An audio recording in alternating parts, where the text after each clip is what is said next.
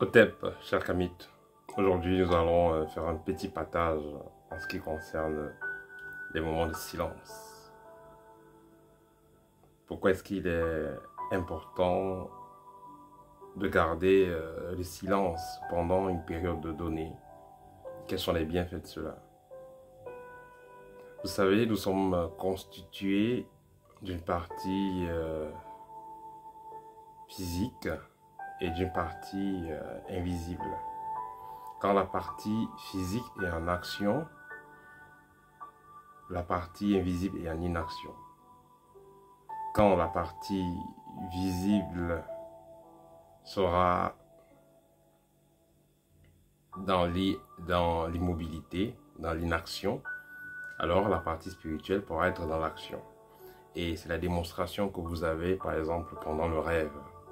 Disons, pendant la nuit, quand vous dormez, vous êtes immobile, vous êtes assez détendu, vous faites un lâcher-prise. Et là, naturellement, l'esprit va s'envoler et aller dans les mondes oniriques. Et là, vous aurez des rêves, vous aurez des visions, vous aurez tout ce que vous voulez. La vision aussi, on va la voir pas forcément dans les rêves. Vous pouvez juste être en état de méditation profonde, étant assis quelque part, bien détendu. Vous avez des visions. Tout ça, c'est les fruits de l'esprit. Pareil avec l'inspiration. Des gens, peut-être, vous faites de la musique, vous êtes écrivain et tout, vous avez besoin d'inspiration. Pendant des moments, vous pouvez faire des méditations ou alors des moments de silence pour pouvoir donner la possibilité à l'esprit d'aller dans l'invisible, capter des informations que vous allez donc avoir sous forme d'inspiration et que vous allez faire usage pour avancer dans ce que vous êtes en train de créer ou de construire. Parallèlement, le moment de silence vous permet de communier avec votre âme, vous permet de communier avec le monde invisible qui vous entoure.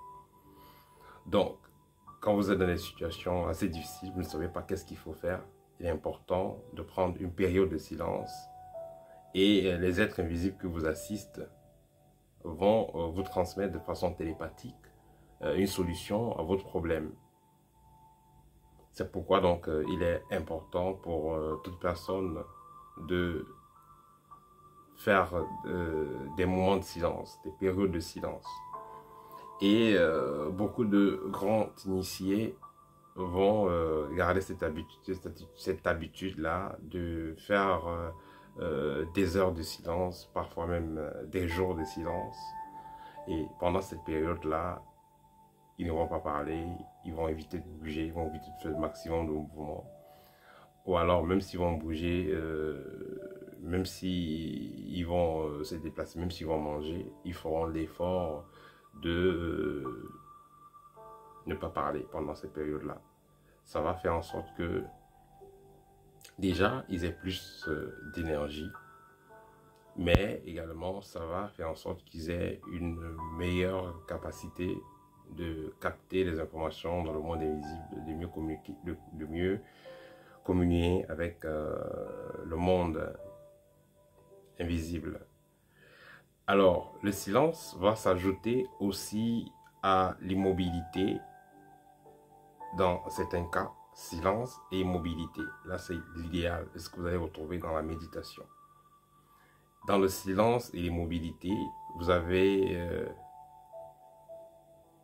la possibilité de mieux communier avec le monde invisible, de mieux capter les informations, mais surtout de mieux vous requinquer, de mieux vous recharger.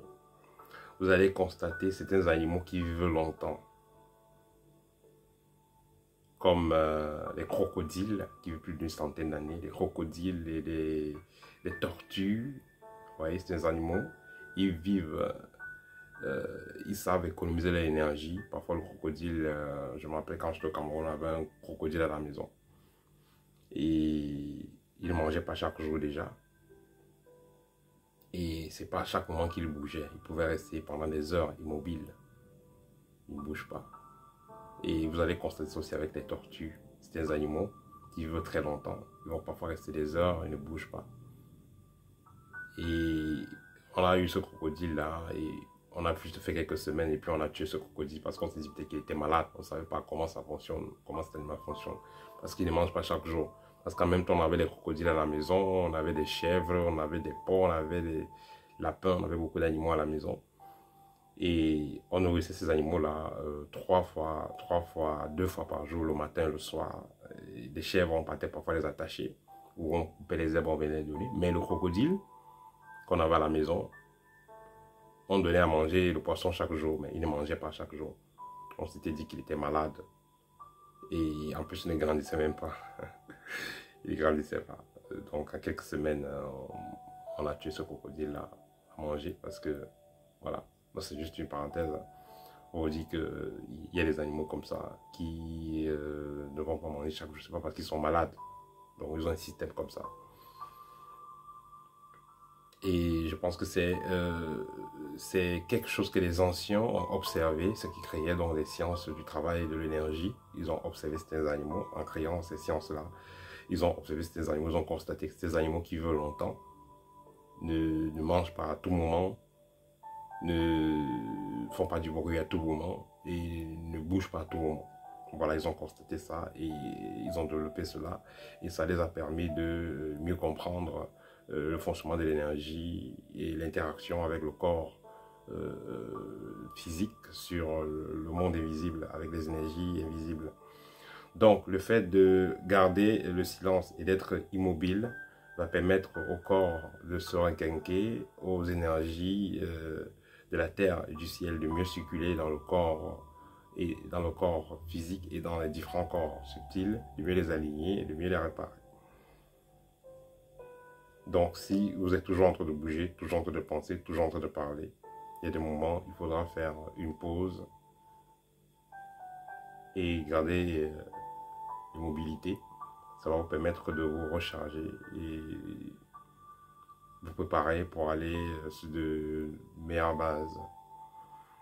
Ceux qui font partie de l'académie, nous avons souvent les exercices que nous proposons qui vont vous permettre en 15 minutes de vous recharger et d'être prêt à continuer votre journée sans problème parce que parfois vous travaillez, vous êtes dans votre bureau, vous êtes fatigué, vous entrez, vous allez vous asseoir et vous faites quelques exercices respiratoires de connexion avec la nature et vous rechargez.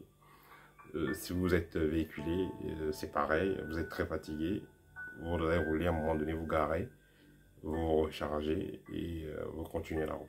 Voilà. Ça, c'était le partage pour aujourd'hui en ce qui concerne le silence et l'immobilité. Au TEP et à très bientôt.